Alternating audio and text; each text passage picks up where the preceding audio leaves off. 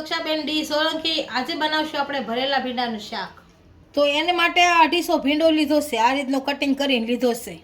હળદર, સફેદ તલ અને ધાણા જીરું, હિંગ, લસણ, મીઠું, મરચું અને ધાણા, ગાંઠિયા અને તેલ।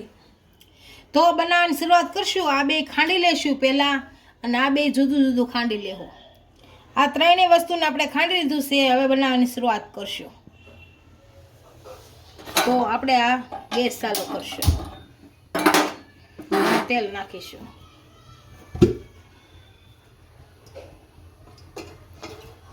ત્રણ પાવડા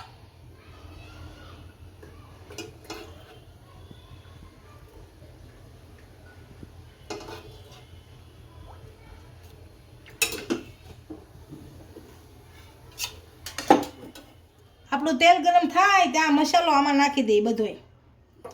તો પહેલાં તલ નાખશું, પછી હળદર,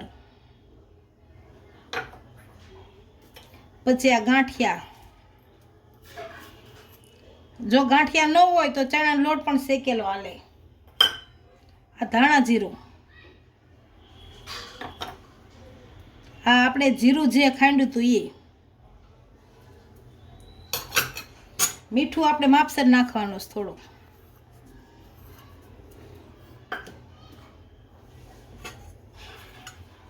અને આ મરચું બીજું આપણે પછી નાખશું ઉપરથી।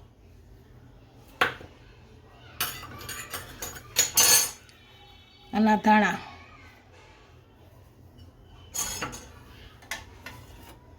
થોડુંક તેલ નાખી અને ભેળવી નાખશું।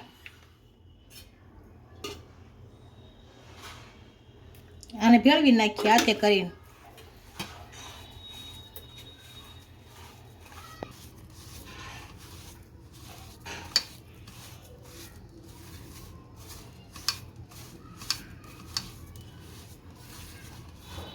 આ આપણે મસાલો ભેળવાઈ ગયો। આ રીતે બધો મસાલો ભેળવી નાખવાનો। આ બધો મસાલો ભેળવાઈ ગયો છે। હવે આ હિંગ છે એ આપણે તેલમાં નાખી દઈશું। તેલમાં નાખી દઈએ। હવે તેલ આવી ગયું છે આપણું। આ બધી હિંગ નાખી દીધી। હવે ભીંડો નાખશું।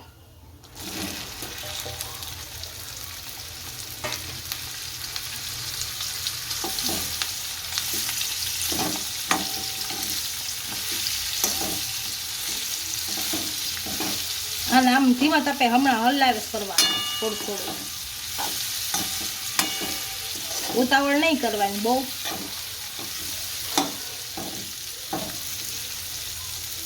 તેલમાં છલવા દઈશું એમાં।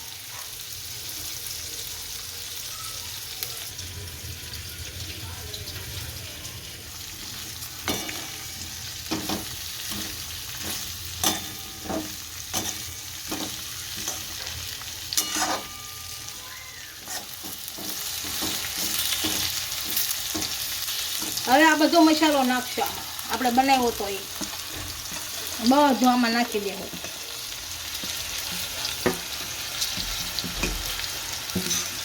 આને હલાવી નાખશું સારી રીતે અને ભેળવી નાખીએ બધું।